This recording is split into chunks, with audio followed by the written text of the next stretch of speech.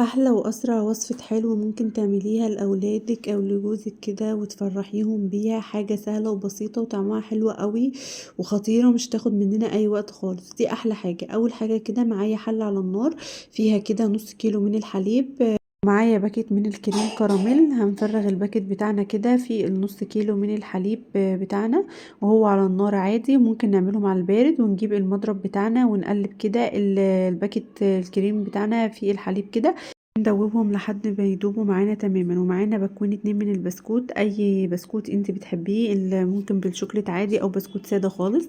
ومعايا الكاسات بتاعتي، الكوبايات بتاعتي اللي هقدم فيها الكريم كراميل، اللي هنزل كده فيها بالكيس الكراميل بتاعنا الاول.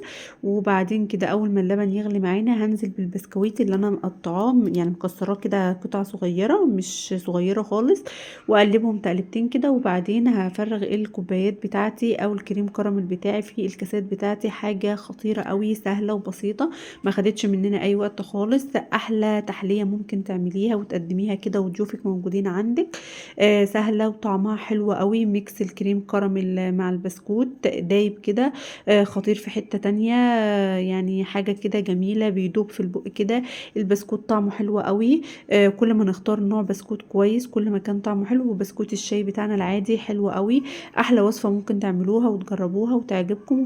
احلى من كده مش هتاخد منكم اي وقت خالص.